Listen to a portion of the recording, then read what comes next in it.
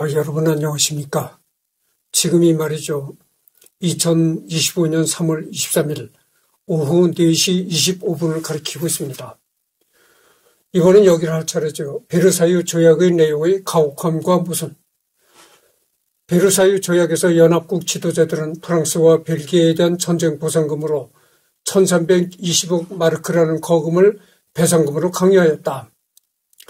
그것도 베르사유 조약이 체결된 날 기준으로 당시 독일이 지불할 수 있는 배상금이 최대 100억 마르크였고, 전쟁으로 국토가 피폐해지고 산업시설 가동이 정지되어서 화폐 가치가 70%까지 폭락해 배상금 지불은 더욱 힘들어졌다.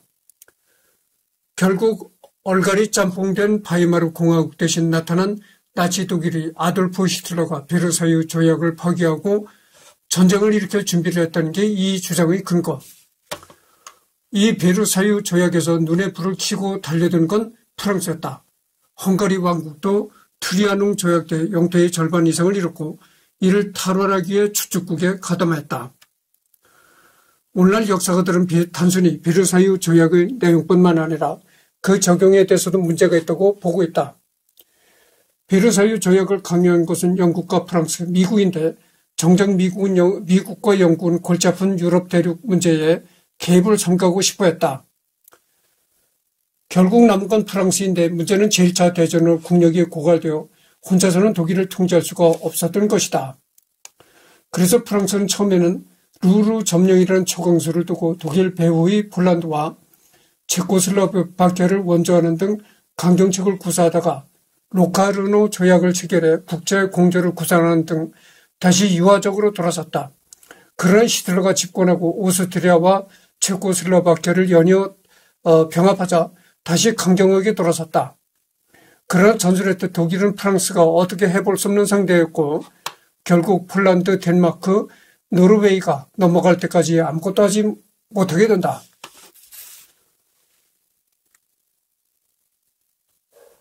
즉 협상국은 지나치게 가혹한 강화조약을 강요하면서도 정작 그걸 실현할 힘은 없었다. 그런데 정작 독일이 팽창주의적으로 나설 때는 강하게 대처하지 못하고 오히려 유화적으로 타협하려다가 쫑난 것이다. 반박. 독일에게 동정적이거나 동조하는 입장에서는 베르사유 조약의 가혹함과 모순됨을 주장하고 그것이 2차 대전의 원인이라고 서술하는 경향이 있다. 이 가혹함이라는 표현은 모호하고 주관적이기도 하거니와 베르사유 조약 이전 독일이 다른 국가들에게 강요한 강화 조약과 비교하면 딱히 더 가혹하다고 볼 것도 없다. 소비에트 러시아에게 강요한 브레스트, 리토프스크 조약과 루마니아 왕국에게 강요한 부쿠레슈티 조약도 베르사유 조약과 비슷하게 또는 그 이상으로 가혹했기 때문이다. 소비에트 러시아는 공업지대 절반과 인구의 3분의 1이 몰린 220만 제곱킬로미터의 영토를 상실할 뿐만 아니라 60억 금마르크의 배상금 지불 및 군대 해체를 강요당했다. 역사가 스펜서 터커에 따르면 독일 총참모부가 내건 조건이 상상할 수 없을 정도로 가혹해서 독일 측 협상단마저 경악할 정도였고 훗날 협상국도 독일이 베르사유 조약의 가혹한 조건에 불만을 품자 러시아의 강요된 조건에 비하면 자기들이 내건 조건은 아무것도 아니라는 식으로 비아냥될 지경이었다. 실제로 볼셰비키가 독일 측의 요구 조건을 받아들이는 것이 러시아 내전을 장기화한 원인이라는 주장도 있다.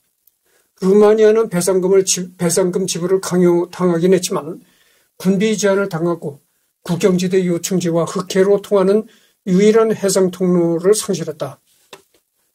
게다가 독일이 내전 간섭을 받고 기한 없는 점령군 주둔을 강요당해 사실상 반식민지로 전락했다.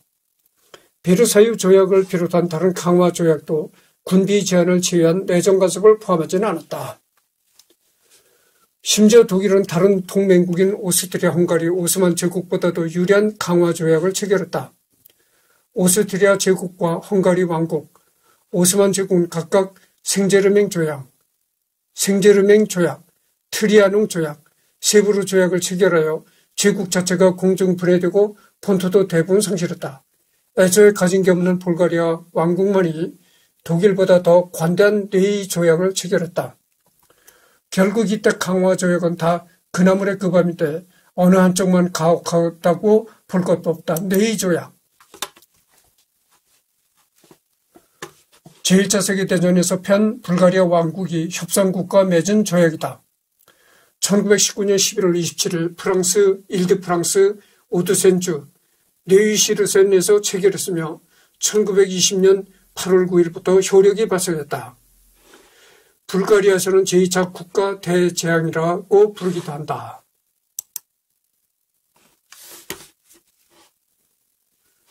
협상국이 민족 자결주의를 강요하여 정작 독일계가 상당수 거주하는 지역을 포기하게 한 것이 모순이라는 주장도 있다. 그러나 정작 그 독일 제국이야말로 민족 자결주의를 명분으로 소비에트 러시아에게 유럽부 영토를 대고 포기할 것을 강요했다.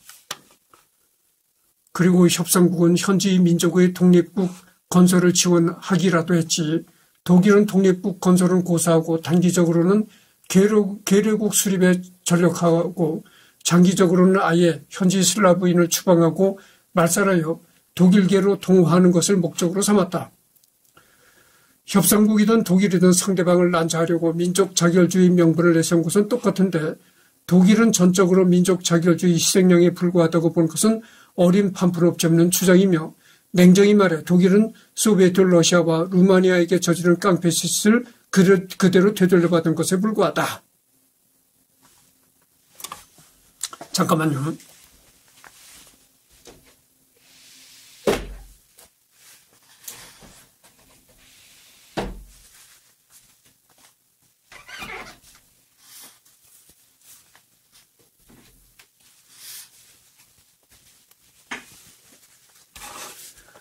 대공황. 전 세계의 경제를 나락으로 빠뜨린 대공황이 2차 세계대전의 발발 원인이라는 주장이다. 그러니까 2차 대전이 일어난 원인이 뭐냐. 그 지금 원인을 하고 있는 겁니다. 그래서 이 베르사유 조약이 가지고 있는 여러 가지 모순, 이런 걸로 인해서 2차 대전이 발발할 수밖에 없다. 뭐 이렇게 보는 시각이 있고, 또 2차 대전이 발발한 것은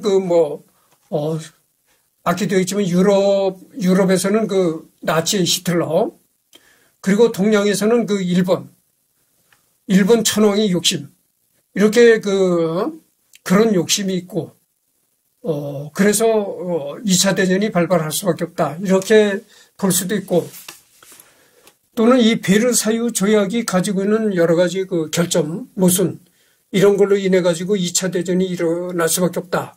이렇게 보는 시각이 있고, 또 어떤 시각이 있느냐면은 대공황. 그때 당시 2차 대전이 일어날 당시 전 세계를 휩쓴 경제 침체. 그러니까 대공황이죠, 아주.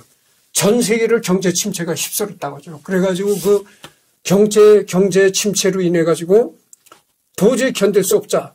어떤 전쟁이라도 해서 한번 출구를 마련해보자. 이래가지고 2차 대전이 일어날 수밖에 없었다. 이렇게 또 보는 시각이 있다는 겁니다. 그러니까 2차 대전이 무슨 원인 때문에 일어났는가. 이런 것을 이제 다각도로 이렇게 이제 연구한 것이죠. 전 세계 경제를 나락으로 빠뜨린 대공황이 2차 세계대전의 발발 원인이라는 주장이다. 실제로 대공황으로 인해 불안하게 남아 유지되던 바이마르 공화국이 붕괴되고 아돌프 히틀러의 나치 독일이 성립하게 된 배경이었다.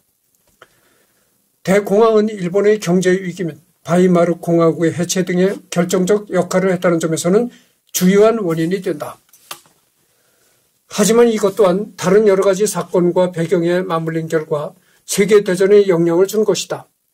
나치 독일의 베르사유 조약이 세계 대공황에 영향을 주었다고 보기는 힘들며, 따라서 베르사유 조약의 막대한 배상금과 프랑스의 경제 위기 등이 짬뽕되며 독일의 석탄 산진 루르에 대한 프랑스의 점령이라는 결과를 낳은 것이다.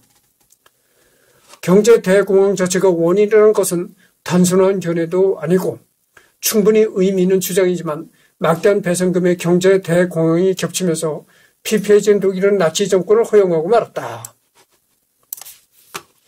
그러니까 이 독일에서 나치 히틀러가 등장하게 된 원인이 히틀러가 독일의 그 정권을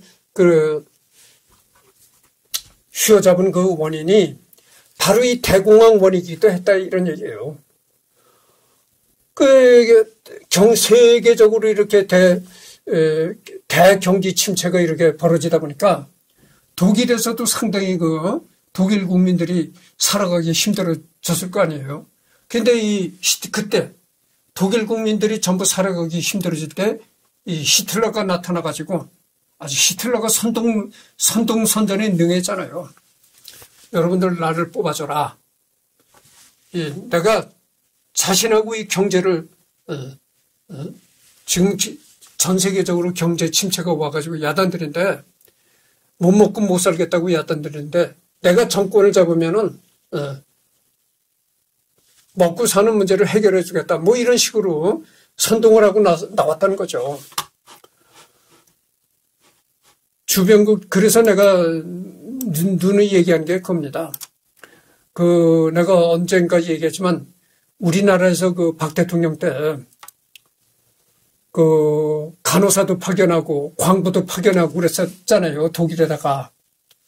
그런데 물론 그때 독일이 대한민국은 그때 워낙 가난했을 테니까 물론 그때도 독일이 우리나라보다는 대한민국보다는 낫었어요. 경제적으로. 그렇지만 그때 독일도 싹 그렇게 잘 살지 못했다 이런 얘기죠. 왜냐면은 여러분도 생각해 보세요. 나치 히틀러가 그렇게 집권하고 나서 연합국이 전부 이 나치 히틀러를 때려잡아가지고 독일이 그냥 초토가 됐었던 거예요.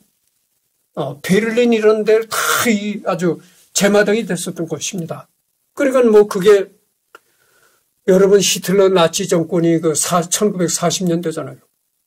근데 우리나라가 독일의 간호사하고 이 광부를 파견한 게 1960년대다 그거죠. 그러니까 독일이 초토화된 지 불과 20년 후에 우리가 독일 돈을 벌어보겠다고 거기다 보냈으니까 독일도 썩 그때 넉넉하지 않았을 때다 그죠. 전쟁 후에 초토화됐던 그거를 복구하느라 독일도 그랬을 텐데 하여튼 독일도 그때 썩 넉넉지 않고 어려웠을 때다 그거죠.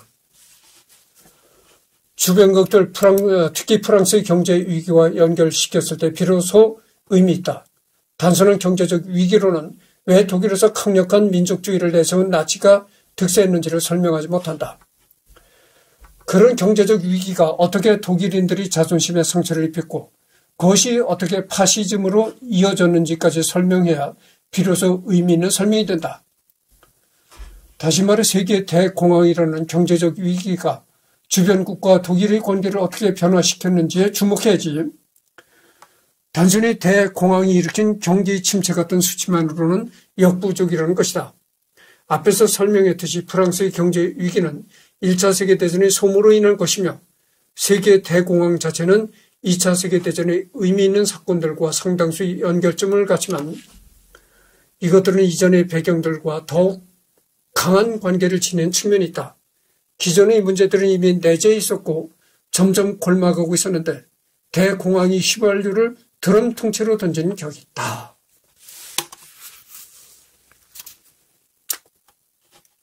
직접적 원인. 그러니까 2차 대전이 일어났던 직접적 원인이 뭐냐.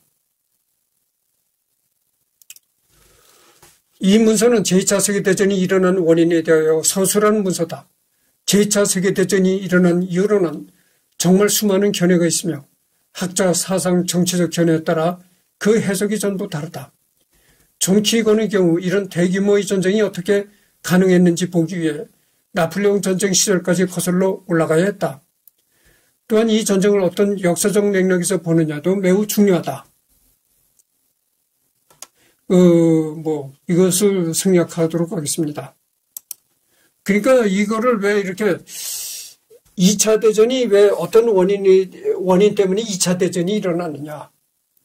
그 원인을 이렇게 연구하는데 많은 역사학자들, 이런 사람들이 노력을 기울이고 있다, 이런 얘기죠. 2차 대전이 일어난 그 원인이 뭐냐. 이런 데 대해서 그 역사가들, 이런 사람들이 많이 그 연구를 하고 있다, 이런 얘기죠. 그 다음에 히틀러의 집권이 나옵니다. 히틀러의 집권.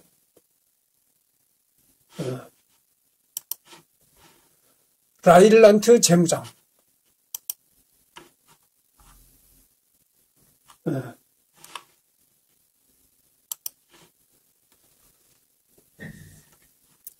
1936년 3월 독일은 라인란트로 군대를 진주하여 베르사유 조약과 로카르노 조약을 위반했다. 프랑스와 영국은 독일의 움직임에 별다른 반응을 보이지 않고 오히려 묵인했다. 벨기에는 프랑스조차 믿을 수 없다는 판단을 하고 결국 중립정책으로 노선을 변경한다.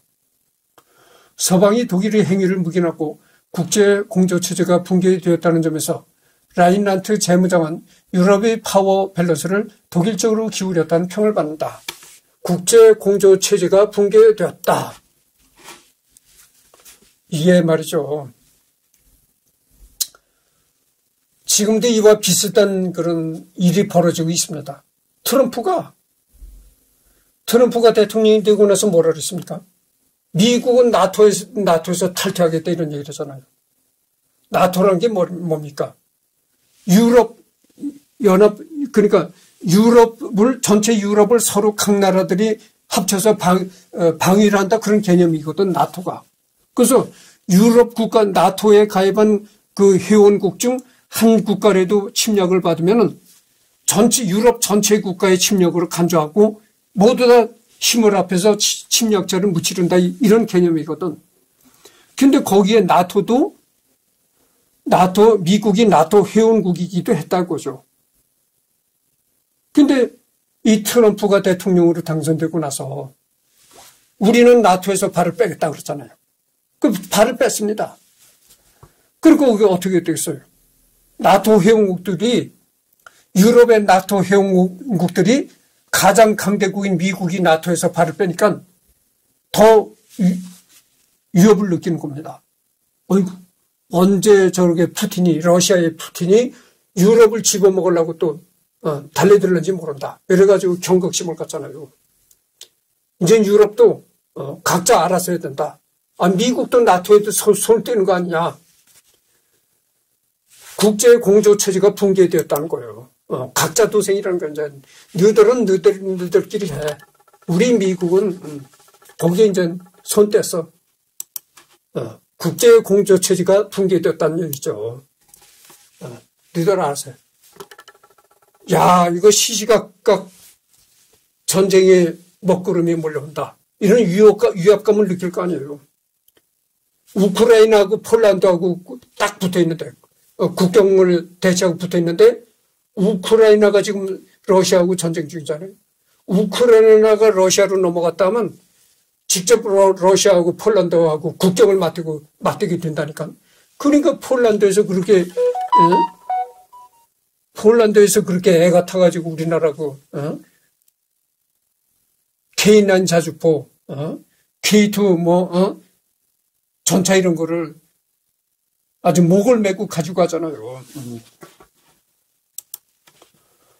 제2차 이탈리아 에디오피아 전쟁.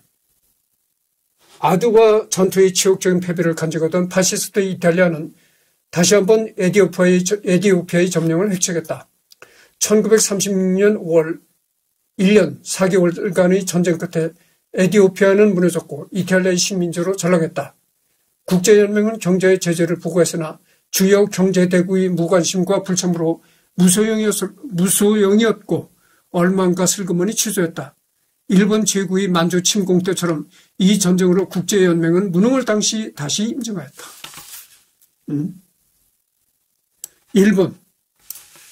일본이 만주를 침략해서, 지금 만주가 중국 땅이잖아요. 일본이 중국 만주를 침공해서 만주 괴뢰 정권을 세울 때도 국제연맹이 이렇게 바라만 보고 있었다는 거야.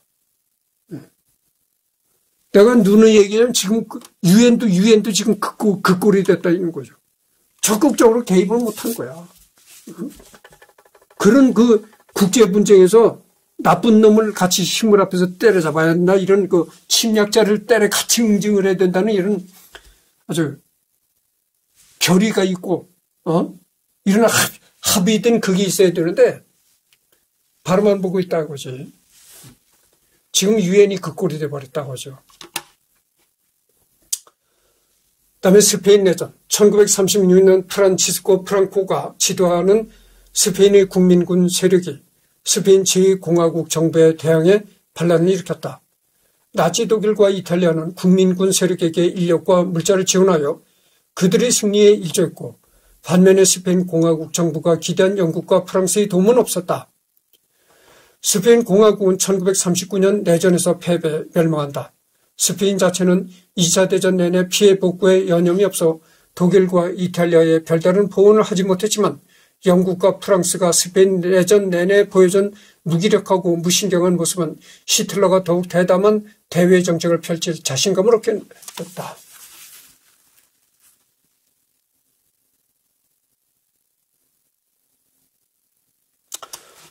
그러니까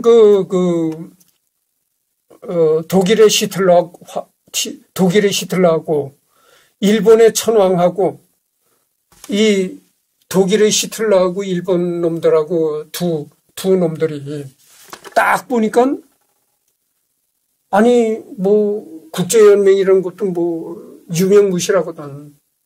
이 뭐 집어먹자. 국제연맹이라는 것도 살짝 뭐 별 볼 일 없고 약한 데를 침략하자. 그래서 만주도 그렇게 막 침략해서 집어먹고 그러잖아요. 저기 태평양 쪽으로 필리핀도 집어먹고 뉴질랜드도 집어먹고 막 그러잖아요. 그 다음에 중일전쟁. 전쟁도 참 많았죠. 지금도 그렇지만 이때도 참. 1937년 7월 7일부터 1945년 9월 2일까지 중화민국과 일본 제국 사이에 벌어진 전쟁이다. 1931년의 만주사변 이래로 일본에 개시한 중국 침략의 절정이었으며 폭주하는 일본 군부를 상징하는 사건이었다. 1939년 이전까지는 나치 독일의 확장, 스페인 내전 등과 함께 고조되는 세계적 긴장을 불러온 사례였고 제2차 세계대전까지 전쟁이 이어지며 중요한 전역 중 하나로 격성되었다. 중일 관계는 물론이고 이후 일어날 국공내전과 함께 양안 관계에도 영향을 끼치게 된 그야말로 일본과 중국의 역사를 뒤바꾼 대사건이다. 이건 깊이 들어가지 않겠습니다. 중일전쟁이라는 것은 일본 제국의 항복으로 인한 중화민국의 승리. 중일전쟁이 내가 일제가 승리한 전쟁으로 알았는데 여긴 이렇게 나오네. 일본 제국이 항복했다고 나오네. 나는 일본이 승리한 줄 알았더니 여기는 그게 아니고,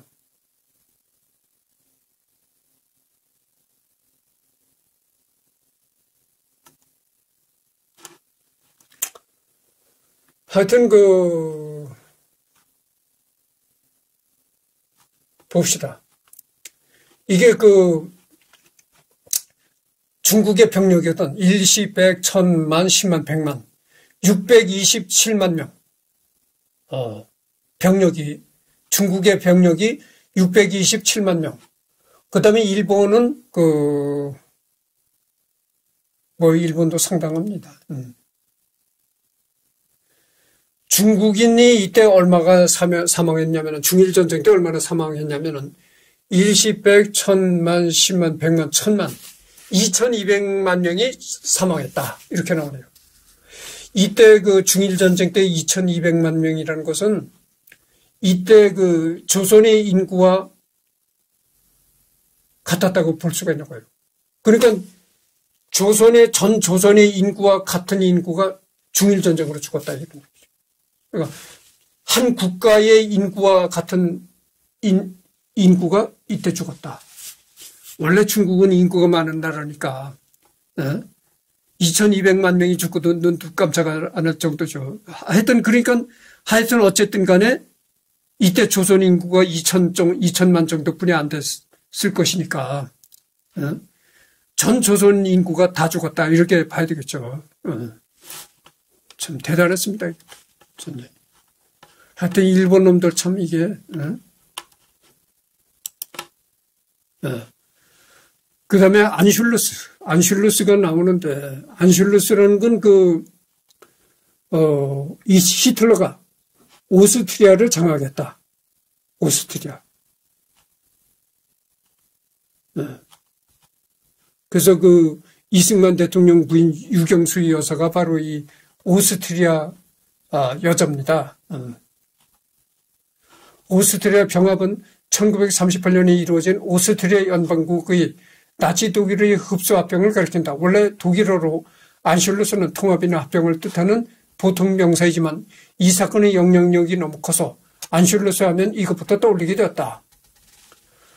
독일과 오스트리아는 동프랑크 왕국부터 독일 왕국, 신성 로마 제국까지 같은 역사를 공유하는 같은 서게르만계 민족으로 같은 독일 문화권이었으니 하나의 통일된 나라를 이루어야 한다는 관념은, 그러니까 독일과 오스트리아는 같은 인종이라는 겁니다. 같은 인종이고 같은 민족이라는 거죠. 그래서 언젠가는 이것이 합해져야 된다. 뭐 이런 생각들을 했었나 봐요. 같은 이제 서게르만계 민족이라는 거죠.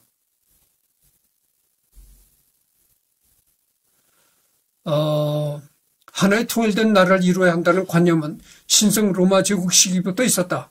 이런 관념은 나폴레옹 전쟁으로 신성 로마 제국이 해체되자 독일 내셔널리즘 운동으로 나타났다. 신성 로마 제국은 베스트팔렌 조약으로 실질적으로 해체되었지만 느슨한 국가연합의 형식으로 남았으니 아직까지는 단일 국가였으나 나폴레옹 전쟁 이후 이름만 남은 제국의 해체로 더 이상 통일된 독일인의 국가가 없자 통일 국가를 만들기 위한 1848년 혁명이 일어났다. 이게 깊이 들어가지 않겠습니다. 그러니까 이게 독일과 오스트리아의 역사가 나오는데,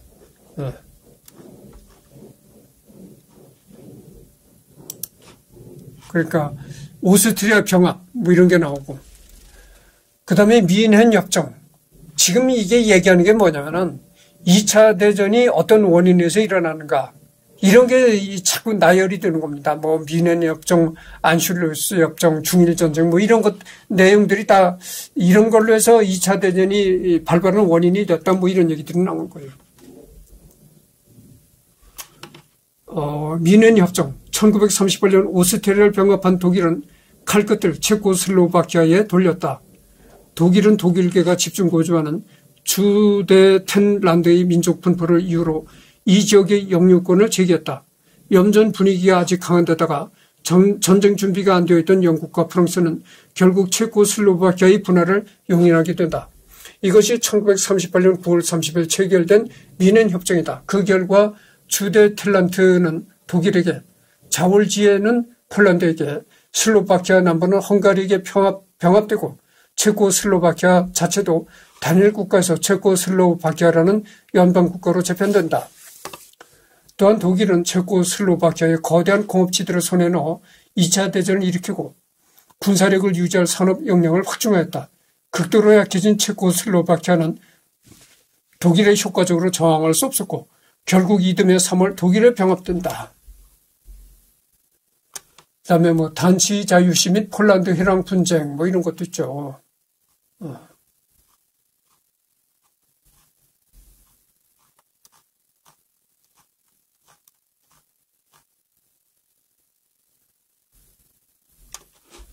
1차 대전 후 독일 제국의 단치인은 독일과 폴란드 어느 한쪽의 영토도 아닌 국제연맹 치하 도시국가가 되었다. 독일은 단치 인구의 95%가 독일인이라는 이유로 단치가 독일령이 되어야 한다고 주장했다. 반면에 폴란드는 현상 유지를 주장했다. 폴란드 회의랑도 독일의 영권 주장에 포함되었다. 이 지역은 원래 폴란드 왕국의 영토로 왕령 프로이센의 일부였으나 폴란드 분할로 프로이센 왕국이 획득했었다. 이 지역은 폴란드인과 독일인이 명확한 경계선을 긋기 불가능할 정도로 뒤섞여 살고 있어 민족 분포가 극히 복잡했다. 1차 대전 후 구 왕령 프로이센은 에름란트, 포메른 일대를 독일이 가져가고 단치인은 도시국가가 되며 나머지는 폴란드가 획득하는 식으로 분할되었다. 폴란드가 획득한 지역을 이른바 폴란드 회랑이라고 한다. 독일은 폴란드 회랑으로 동프로이센이 자국과 분리된 것과 적잖은 독일인이 다른 국가의 치하에 들어가게 되는 것에 불만을 가졌다. 그래서 독일은 폴란드에게 동프로이센과 독일 본토를 잇는 고속도로를 건설하고 이 고속도로의 치유의 법권을 보장할 것을 요구했다. 그러나 폴란드 입장에서 폴란드 회랑은 폴란드 분할 전에는 자국령인데다가 과반이 폴란드인인 지역이므로 독일의 요구가 무리하다고 여겼다. 또한 유일한 해상 출구로서 무역의 대부분이 이루어지는 등 사활에 걸린 지역이었고 그러므로 사실상 바다와 연결을 차단한 독일의 요구를 들어주는 것이 불가능했다.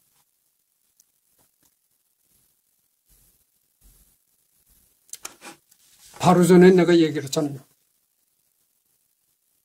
미국이 나토에서 트럼프가 이렇게 여러 번 얘기를 했잖아요. 내가 대통령이 되면 미국 나토에서 발을 빼겠다. 그러니까 그게 진짜 트럼프가 진짜 집권을 하게 됐다고죠.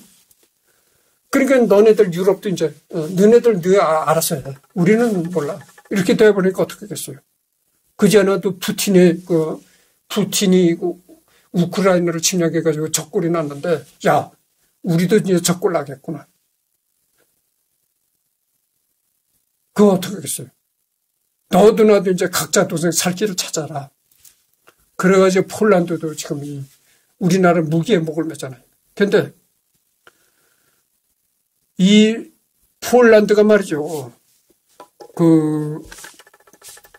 독일이 원래 우리나라가 방위 산업이 발전하기 전에는 독일제 탱크를 제일 알아줬단 말이죠. 이 전 세계적으로 독일에서 만드는 탱크를 최고로 꼽았던 것입니다. 그래서 여러분들 독일이라고 하면 독일의 탱크 군단 이런 걸 생각하잖아요. 그만큼 이 독일은 이 전 세계적으로 탱크를 만드는 최고의 국가로 독일을 알아줬던 것입니다. 그런데 폴란드가 어떻게 됩니까? 그 옆에 독일제를 사지 않고 머나먼 한국제를 목을 메고 전부 사갔다 이런 얘기죠. 그러니까 그 옆에는 독일이 좋아하겠어요? 야, 요 옆에 폴란드 이놈들이 우리 거란 사고 전부 저 먼데 아시아 쪽에 한국에서 사오네. 근데 독일과 폴란드가 말이죠. 이 역사적으로 사이가 좋지 않습니다. 그게 왜 그러냐면은 우리가 일본과 역사적으로 사이가 안 좋잖아요. 그런 식이야. 이 독일과 폴란드가 어떤 그게 있냐면은 히틀러. 독일의 히틀러가 유럽에서 제일 먼저 침략한 국가가 폴란드입니다. 독일의 히틀러가 제일 먼저 폴란드를 침략을 해가지고 폴란드를 집어먹은 거예요. 그런 역사적 일도 있고 그래가지고 폴란드는 독일을 별로 안 좋아하는 그런 감정이 있습니다. 그래서도 아마 물론 한국 무기가 이제 값이 저렴하고 품질이 좋고 이런 문제도 있겠지만 그런 내면에 깔린 그런 감정도 있다고죠. 독일과는 그런 독일이 과거에 나치 독일이 폴란드를 짓밟았다는 그런 감정도 있고 그래가지고도 더 그런 감정도 있어가지고 더 한국제를 그렇게 좋아하리라고 봅니다. 34분을 경고했습니다. 작년 독일 정부는 순전히 인종분포를 이유로 주대 탤런트를 요구하였습니다. 하지만 뒤이은 사건을 통해 그 요구는 체코슬로바키아의 소멸이라는 목표를 감추기 위해 구실일 뿐이었다는 것이 드러났습니다. 이 경험으로 비추어 보아 폴란드와 우리 쪽에서 단시에 대한 요구가 폴란드의 독립을 파괴하기 위한 첫걸음일 뿐이라고 우려하는 것은 놀랄 일이 아닙니다. 헬리팩스 경 1939년 7월 20일 주영 독일 대사 디크르젠에게 역사가 게르하르트 와인버그의 저서에 인용된 말이다. 즉 늦어도 1939년 7월 영국은 독일이 폴란드 회랑 영유권 제기 목적이 단순히 영토 할양이 아니라 폴란드의 종속화라는 것을 눈치챘다. 여기에 영국과 프랑스가 폴란드 회랑의 영토 분쟁이 개입하게 된다. 당초 영국과 프랑스는 로카르노 조약을 체결하여 독일에게 동부 국경을 변경할 권리를 암묵적으로 인정했지만 1938년 독일이 주대 텐란트를 병합할 것으로도 모자라 이듬해 3월 명백히 비독일계가 절대 다수를 차지하는 나머지 지역마저 점령하자 독일의 목적이 독일계의 민족 자결주의 따위가 아니라 유럽의 패권이라는 것을 알게 되었다. 프랑스에 말할 것도 없었고 유럽에서 패권국이 출현하는 꼴은 못 보는 영국도 독일의 행보에 경기를 일으켰다. 따라서 1939년 초 독일이 체코슬로바키아의 나머지 지역을 접수하자 그해 3월 영국은 폴란드의 독립을 보장하고 8월 25일은 상호 방위 조약을 체결했다. 독일이 이렇게 유럽에서 패권국으로 자꾸 이렇게 떠오르니까 영국이 이게 경기를 일으키기 시작했다는 거죠. 아유, 독일 놈들이 저거, 독일 놈들 저거 가만 놔두면 안 되겠는데, 이렇게. 그래서 여기까지 하고, 독소 불가침 조약도 해드리겠습니다. 아니, 이거는 다음에 하기로 하죠. 이거는 독소 불가침 조약은 다음 주에 하도록 하겠습니다. 그래서 지금 여태 한 것이 이겁니다. 제2차 세계대전의 원인. 어떤 원인 때문에 제2차 세계대전이 발발했는가. 그런 데서 이런 여러 가지 얘기들이 나오는 겁니다. 그래서 이제 다음에는 독소 불가침 조약.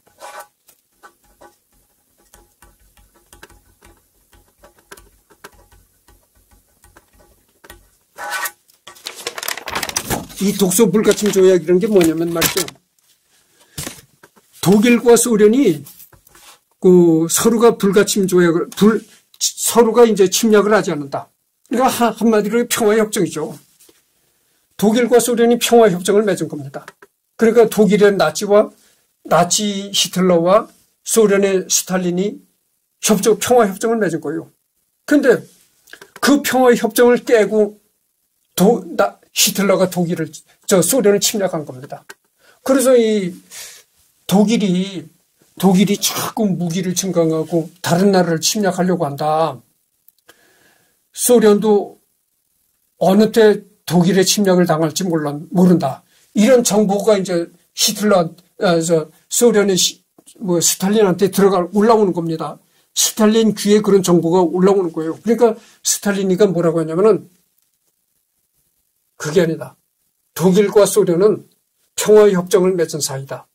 절대 독일이 소련을 침략하지 않을 것이다. 이렇게 얘기를 했다는 거예요. 그러게 이 평화협정이라는 건 이 휴지 조각에 불과한 거야. 그런데 그렇게 히틀러와 스탈린이 마주 앉아서 평화협정을 맺었는데 히틀러가 그 평화협정을 깨버리고 소련을 치고 들어갔다고죠. 그래서 이 독일 히틀러와 스탈린이 싸운 전쟁, 이게 세계 전쟁사에 굉장히 전쟁사에 잊을 수 없는 사건입니다. 왜냐하면 생각해 보세요. 히틀러라는 놈이 얼마나 악랄한 놈입니까? 그렇잖아요. 히틀러가 아주 굉장히 악랄한 놈이다 이거죠. 그러면 소련의 스탈린은 악랄하지 않느냐? 아니, 소련의 스탈린도 얼마나 악랄한 놈입니까? 그러니까 두 악랄한 놈이 다다붙었다 이거죠. 그러니까 그 전쟁이 얼마나 치열했겠어요. 그러니까 서로 이제 무기는 고사하고 무기가 떨어지면 서로 이렇게 육박전을 벌여서 눈알을 파낼 정도로 그렇게 진짜 갈 때까지 간 전쟁이 바로 이 독소 전쟁이었다 이 말이죠. 그래가지고 그 모스크바 바로 옆에 레닌그라드라는, 예전엔 그 레닌그라드라는 그런 명칭이었었는데 그 이름이 바뀌어가지고 상트베르트부르크라고 하잖아요. 상트베르트부르크라는 그 모스크바 바로 옆에 또 도시가 있어요. 그 도시를 독일군이 다 점령했던 거예요. 독일군이 그 한 도시를 전부 포위했었다니까. 그러니까 거기서 그 도시에 살던 소련인들이 어떻게 했어요? 독일군한테 다 포위당했으니까. 온 도시가 독일군이 에워쌌으니까 먹을 것도 구할 수 없어. 모든 일을 할 수가 없는 거야. 그러니까 이 상트베르트부르크 시민들이 전부 굶어 죽었다는 거 아니에요. 이 독일군들이 어디까지 그 진격을 했었냐면은 멀리 이렇게 이 모스크바의 그 뾰족한 지붕 그것까지 보였었다는 거예요. 육안으로 그것까지 멀리 볼 수가 있었다는 거예요. 그러니까 이 독일군이 모스크바 턱 밑에까지 쳐들어갔었다고. 하여튼 이거는 독소 불가침 조약은 다음 시간에 하도록 하겠습니다.